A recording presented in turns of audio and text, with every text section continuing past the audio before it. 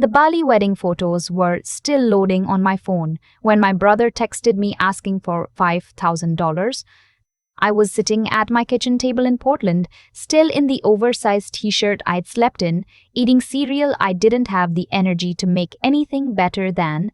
It was a Sunday morning. I had nowhere to be. My apartment was quiet in that specific way it gets when the upstairs neighbors aren't home, deeply, completely still, the kind of quiet I had worked very hard and very deliberately to build into my life. My brother's name lit up the screen, then my mother's, then a number I didn't recognize, which turned out to be my aunt's new cell because I had apparently blocked the old one at some point and forgotten about it. I put the phone face down on the table and finished my cereal. That was 3 weeks before everything fell apart. Before the 4 a.m. calls, before I found out what they had done, before I said the thing I said to the woman on the fraud hotline that made her go completely silent for 4 seconds, before she said very carefully, "Ma'am, I want to make sure I understand what you're telling me, but I'm getting ahead of myself. I should start where it actually started, which was not the Bali wedding and not the Sunday morning with the cereal. It started the day my parents decided that my perfect credit score was a family resource. My name is Claire.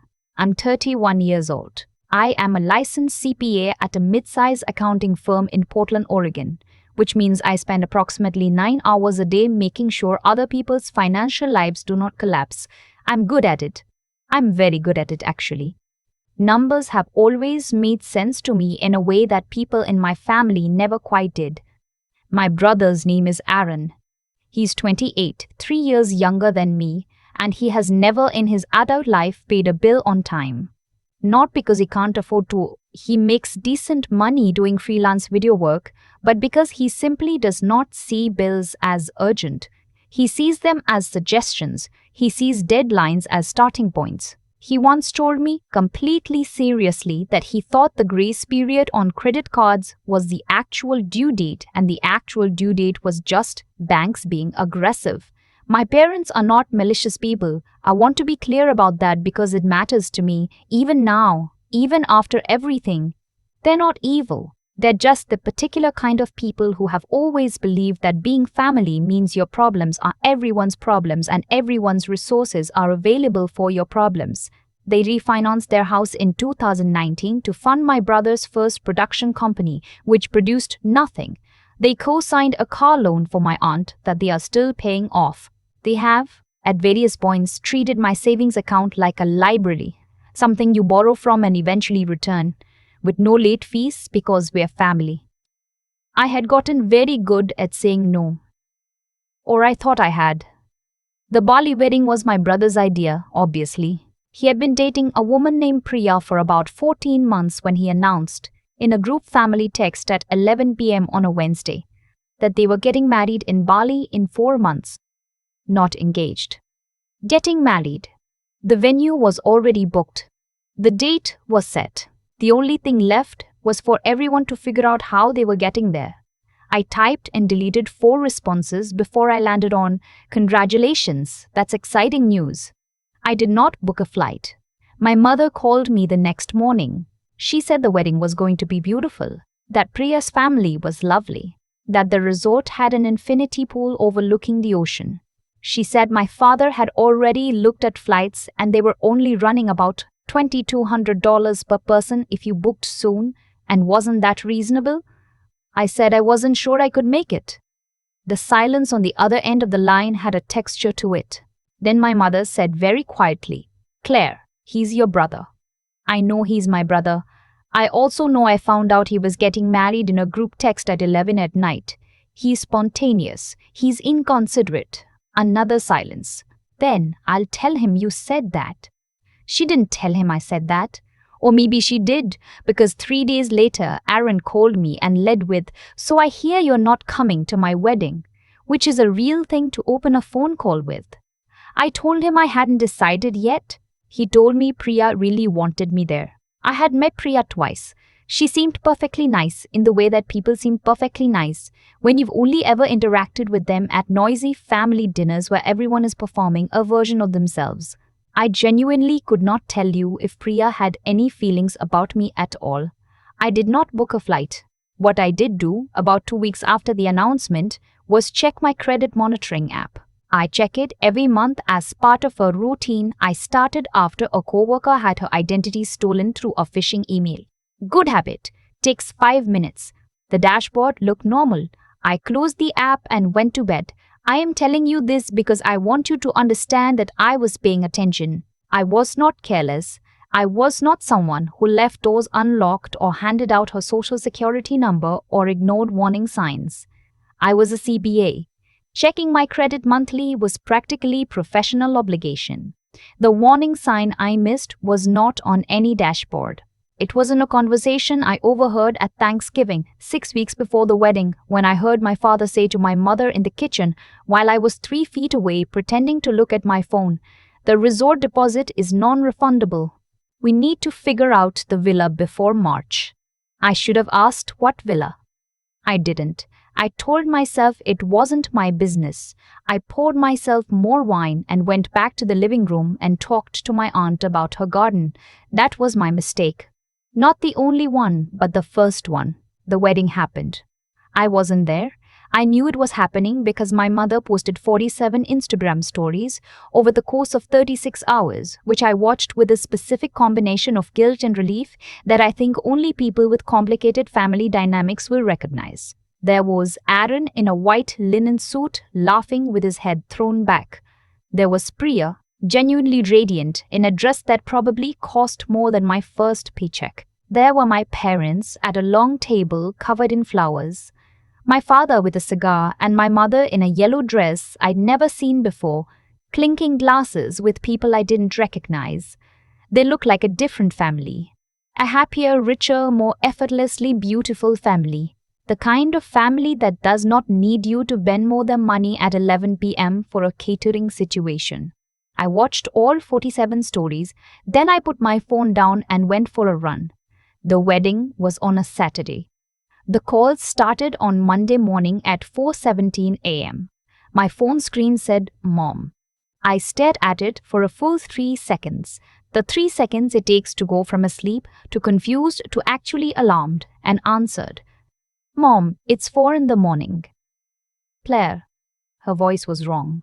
Not crying wrong or scared wrong, but tight, controlled, the way she sounds when she's trying very hard not to panic in front of someone. "I need you to listen to me very carefully. We have a situation." I sat up. "What happened? Is someone hurt?" "No. Everyone is physically fine, but there's a problem with the villa." "What villa?"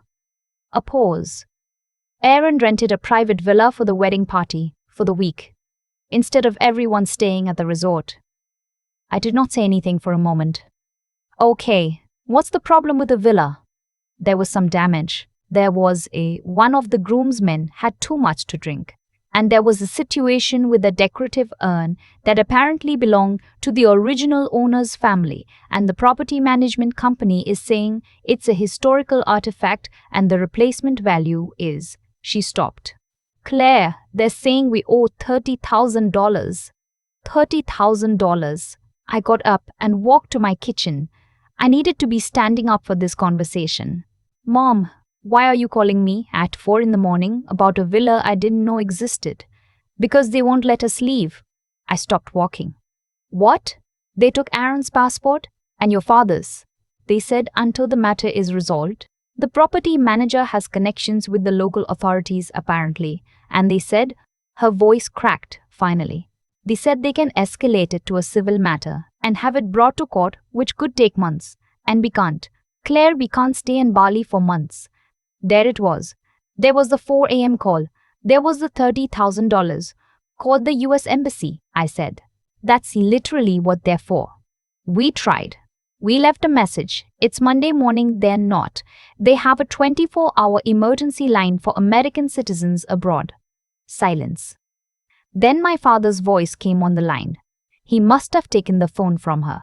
"Claire, I need you to wire us the $30,000. "Dad, I don't have $30,000, I can't wire $30,000 at 4 in the morning."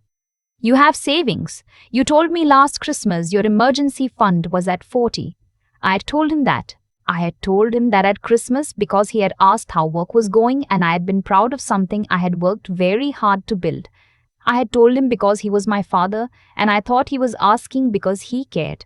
That money is for emergencies, I said, and I heard how ridiculous it sounded even as I said it because I understood that he considered this an emergency. Des, an emergency? Dad, there are consular officers, travel insurance. The resort has legal contacts. There are proper channels for this. If there's a legitimate dispute about property damage, they cannot hold your passports indefinitely. That's not how it works. We don't have time for proper channels. We need the money wired by 9 a.m. local time or they are escalating it. Something in his voice was off. Not the desperation. Desperation I understood. Desperation I had been responding to my entire adult life. Something else. Something that reminded me of the way a number looks when it's been rounded, just slightly too clean, just slightly too convenient. Let me call you back, I said. Give me 10 minutes. Claire, 10 minutes, Dad. I hung up. I opened my laptop. I told myself I was just checking. I was just being thorough. I was a CPA who checked her credit every month and I was just being thorough. The credit monitoring dashboard loaded. Normal, normal, normal. And then a banner I had never seen before, bright red across the top of the screen. Alert! New hard inquiry detected. Date: 47 days ago. Creditor: Pacific Northwest Lending Group. Purpose: personal line of credit. 47 days ago. I clicked on the details. The inquiry had originated from an IP address in Eugene, Oregon. My parents live in Eugene. My hands were doing something strange. Not quite shaking, but not entirely still. I kept reading. There was a second inquiry, a rental agreement verification from a property management company based in Bali 41 days ago, also from Eugene. I searched the property management company name. The first result was a website for a villa rental agency. I found the listing for the property in question, a 5-bedroom estate in Ubud. Weekly rental rate listed at $9,000, minimum 1-week stay, non-refundable deposit of $3,000 required at booking. I looked at the rental confirmation that had been uploaded to the credit inquiry. The name on the booking: Claire R. Hendricks. My name. My signature at the bottom. Close. Very close. The H in Hendricks looked a little too wide and the C in Claire was slightly different than mine, but close enough that I understood immediately why it had passed whatever verification the rental company required. I sat at my kitchen table at 4:26 in the morning and looked at my name on a contract for a villa in Bali that I had never seen, for a wedding I had not attended, and I felt something go very, very quiet inside me. Not rage. Not yet. Something more like clarity. The particular cold clarity that comes when you finally understand a math problem you've been looking at wrong. I called my father back. He answered in half a ring. Did you initiate the wire? Dad, I said. Who is the named renter on the Bali villa contract? Silence. Dad. Claire, we needed someone with strong credit. You never used the full limit. You've told us that before. It was only going to be a temporary. You used my name. We were going to pay it back. Aaron said Priya's family would cover the villa costs after the wedding. You opened a line of credit in my name. You used my identity to rent a property in a foreign country. My mother's voice came on the line. She must have been standing right there the whole time. We did what we had to do for your brother's wedding. You weren't helping, you refused to come, you refused to contribute, and we needed. You needed to commit identity fraud. Don't you dare use that word. We are your family. That word is the legal definition of what you did. If you don't cover this, my mother said, and her voice had gone from frantic to something colder, something that I recognized as the tone she uses when she has decided she is going to win. Then you are the one on the hook for the damages. Your name is on that contract. The property management company has your signature. If we don't pay, they will pursue you for the debt. You could lose your CPA license. You could lose your job, everything you worked for. And there it was. They thought that was checkmate. They had spent 47 days planning this. They had thought through the angles. They had decided that my fear of losing my license, my career, my professional reputation would be stronger than anything else. They had decided that the person who always cleaned up the mess would clean up this one too, because the mess had my name on it. They forgot that I am an accountant. I do not panic about numbers, I solve them.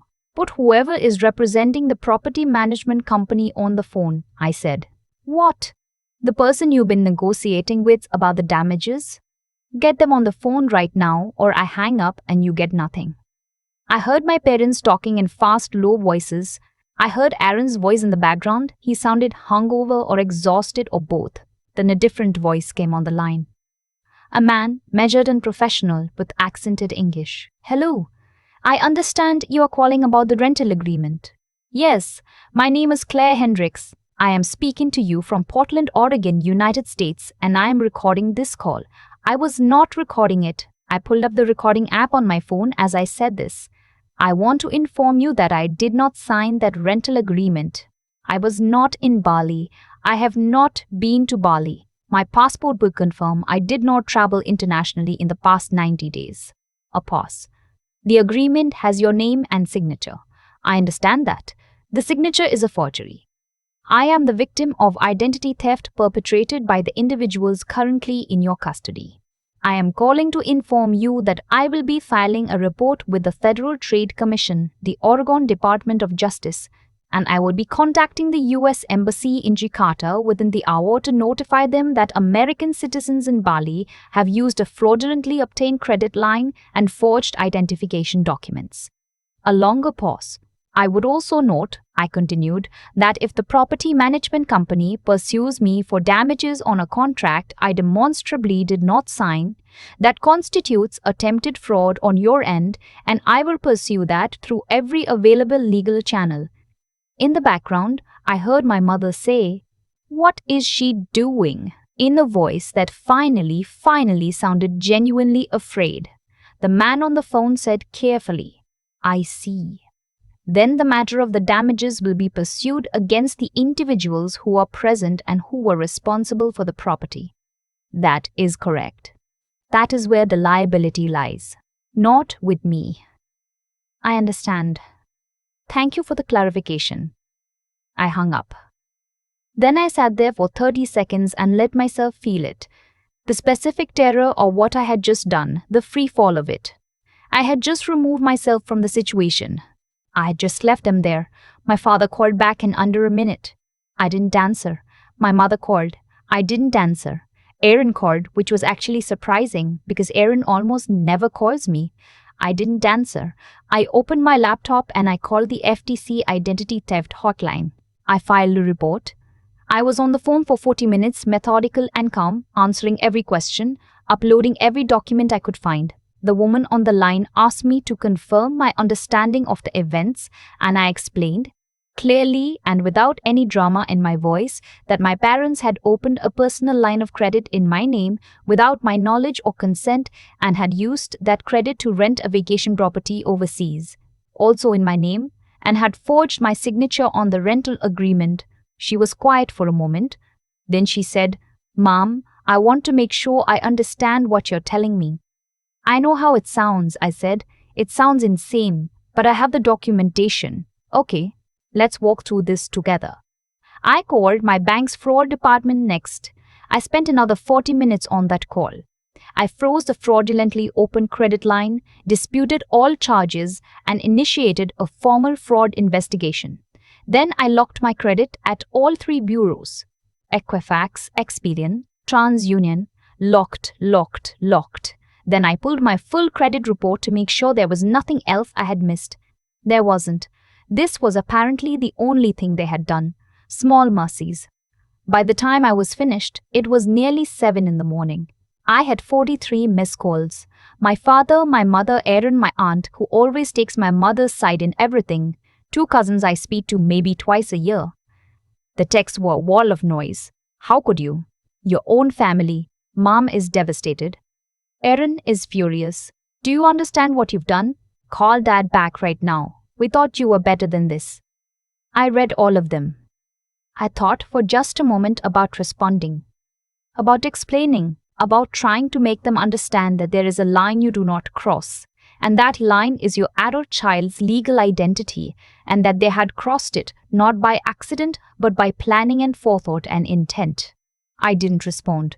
I went to my contacts. I found my mother, my father, Aaron, my aunt, both cousins.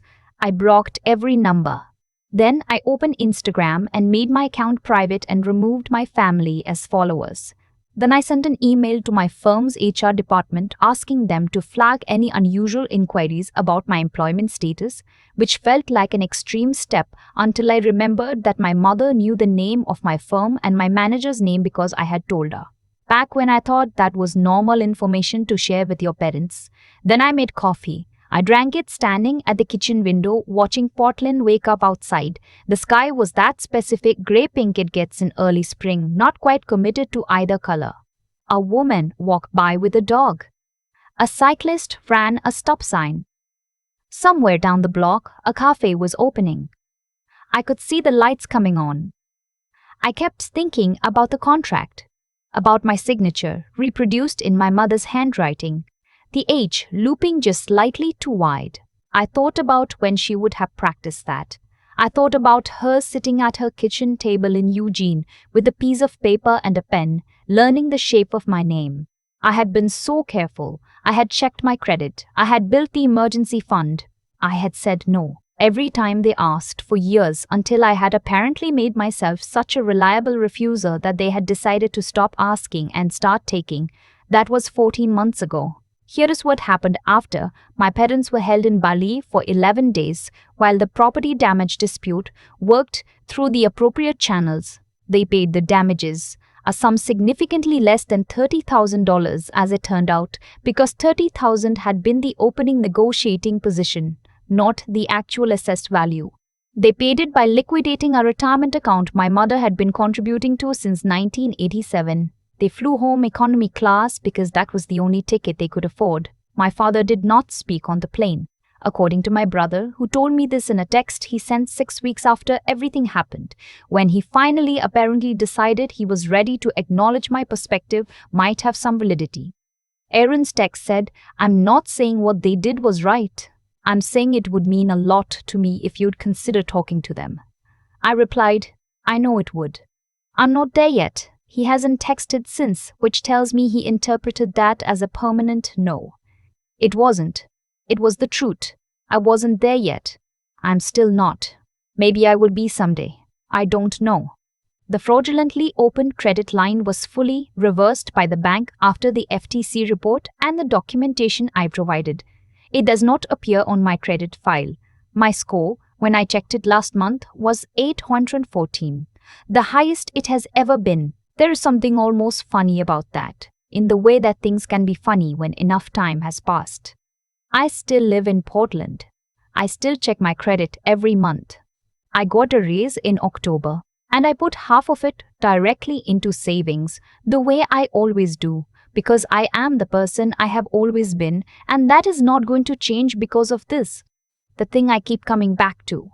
The thing I turn over in my mind sometimes when I'm running or in that half-awake space before sleep is this: I don't think my parents woke up one morning and decided to hurt me. I think they woke up one morning and decided that their need was bigger than my right to say no. And I think they had been making that calculation for a long time. Small version after small version, until they arrived at a version that had a criminal statute attached to it and still made the same choice. That's not malice. It might actually be worse than malice. My apartment is quiet. The neighbors above me got a cat, which sometimes walks across the floor at 2 a.m., but otherwise it is still and peaceful and entirely mine. I paid for everything in it. The couch, the coffee maker, the small print above the kitchen table that I bought at a street market 2 summers ago because I liked the colors. All mine, all paid for. No one's name on anything except mine. The coffee I made that morning, while my phone was still vibrating with texts I wasn't going to read, tasted like the first cup I'd ever made in a place that actually belonged to me. Bitter and strong and completely unaffected by whatever was happening anywhere else. I drank the whole thing standing up, watching the city wake up without me. It was the best cup of coffee I've had in years. I've thought a lot about the moment I found my name on that contract. Not the anger I felt, not the phone calls after, just that specific second when the screen loaded and I saw Claire R. Hendricks typed into a field I had never touched, for a villa I had never seen, in a country I had never been to.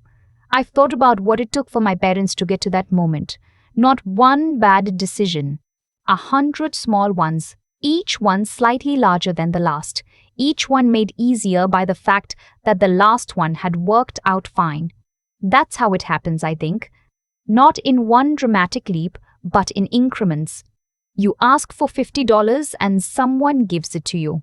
You ask for 500 and they give that too. You learn, without ever consciously deciding to learn it, that this person has a threshold you haven't found yet. And so you keep looking. My parents were not looking for ways to hurt me. I've made my peace with that. What they were looking for was a solution to a problem they had created. Aaron's wedding, the villa, the gap between the life they wanted to perform and the money they actually had. And I was the solution they kept returning to because I had never, not once in 31 years, let them actually fall. Every time they got close to the edge, I was there. I told myself it was love. I think what it actually was for a long time was fear. Fear of what it would mean about me if I let them fail. Fear of being the daughter who didn't show up. What I understand now is that showing up the way I was doing it wasn't protecting them. It was protecting the version of my family I wanted to believe existed. Every wire transfer, every covered bill, every 11 p.m., Benmo was me paying to maintain an illusion that we were a functional family who sometimes hit rough patches, not a pattern where one person carries the weight and everyone else calls it love. The credit freeze took 20 minutes. Locking all 3 bureaus, filing the FTC report, calling the fraud hotline, I did all of it before 7 a.m. on a Monday, while my phone buzzed with messages I wasn't reading. People ask me sometimes if that felt cold. If I felt anything, I felt everything. I just chose to feel it while doing the right thing anyway, which is maybe what being an adult actually means. Aaron texted me 6 weeks later. He said he wasn't defending what they did. He said he missed me. I believe both things are true, and I also believe that missing someone and understanding why they had to leave are 2 different things, and he's still working on the second one. That's okay. I'm not in a hurry. What I know is this. The consequences that found my parents in Bali were not something I did to them. They were the natural result of a decade of choices that finally ran out of runway. I was not the punishment. I was just the first person in a long time who refused to be the escape hatch. My credit score is 824. My apartment is quiet. I made the right call, literally and every other way. Some things cost exactly what they're worth.